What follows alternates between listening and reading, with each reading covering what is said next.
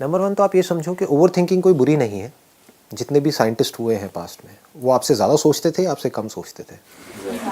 ज़्यादा ही सोचते थे। तो द पॉइंट इज़ कि ज़्यादा सोचना प्रॉब्लम नहीं है, सोचना प्रॉब्लम नहीं है, क्योंकि अगर आप सोचना ही बंद कर दोगे तो आप में और जानवरों में क्या फ़र्क है?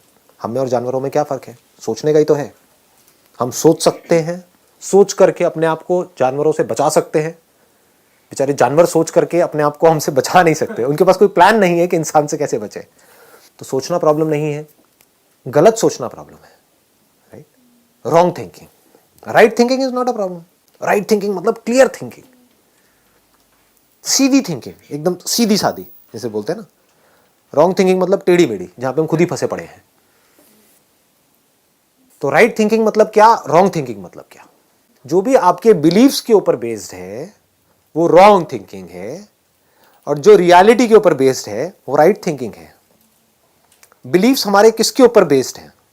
इल्यूजन के ऊपर बेस्ड है, और जो रियलिटी है वहां पर किसी बिलीफ की जरूरत नहीं है। किसी को भी डाउट है कि मैं यहां पर हूं या नहीं हूं, तो रियलिटी में बिलीफ की कोई जगह नहीं है। बिलीफ कहां पर चाहिए? जो रियलिटी में कहीं नहीं है आपके आसपास में। बस आपको कुछ भी बोल दिया गया है और आपने मान लिया है और उसके बेस पर कुछ भी सोच रहे हो। कभी अपने अंदर झांक करके देखो, जो भी आप सोचते हो वो बिलीफ्स के बेस पर सोचते हो या रियलिटी के बेस पर सोचते हो? 99% जो भी कुछ सोच रहे हो सब बिलीफ्स के बेस पर।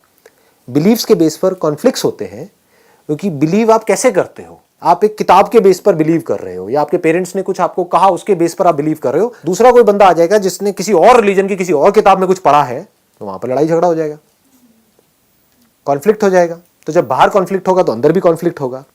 कॉन्फ्लिक्ट वाले माइंड को ही प्रॉब्लमैटिक माइंड बोलते हैं।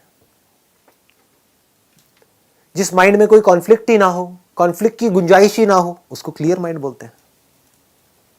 तो क्लियर माइंड कैसे होता है? जो भी बोलना है, जो भी सोचना है, रियलिटी के बेस पर। तो अब ये थिंकिंग खत्म कैसे होगी? कैसे होगी बताओ?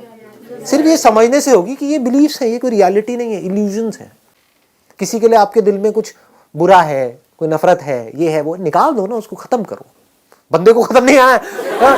एक मिनट, समझे मैंने क्या बोला? यही प्रॉब्लम है, आप कुछ और मत समझ जाना। खत्म करो मतलब उस बात को खत्म करो, मतलब आपको अपने माइंड को क्लियर करना है, पहले ये समझ लो।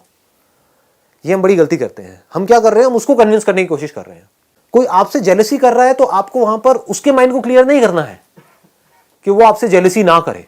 उसको आप कैसे क्लियर करोगे? आपको अपने माइंड को क्लियर करना है कि मेरे अंदर जेलसी पैदा ना हो। कोई अगर अपने आप को आपसे कंपेयर कर रहा है तो कोई बात नहीं, करने दो, उसकी अपनी प्रॉब्लम है। आपको खुद को किसी से अपने आप को कंपेयर नहीं करना है। जहां आप कंपेयर करते हो वहीं आप फंस जाते हो। या तो आपकी ईगो बढ़ेगी, या अपने आप को नीचे गिराया तो आपकी सेल्फ एस्टीम की धज्जियां उड़ जाएंगी। तो ना अपने आप को किसी से कम समझना है, ना ज्यादा समझना है। ये बात पकड़ में आ गई है ना? ये कुछ बेसिक्स है लाइफ के। अगर ये हम समझ पाए ना और इस तरह से चल पाए, क्योंकि इससे बड़ी कोई चीज है नहीं लाइफ में। इसकी वैल्यू क्या है? आपके जो अंदर की दुनिया है वो बिल्कुल क्लियर हो जाए, इसी को तो खुशी कहते हैं। मेरा जो काम था मैंने सिंसियरली कर दिया है, आगे आपका काम है।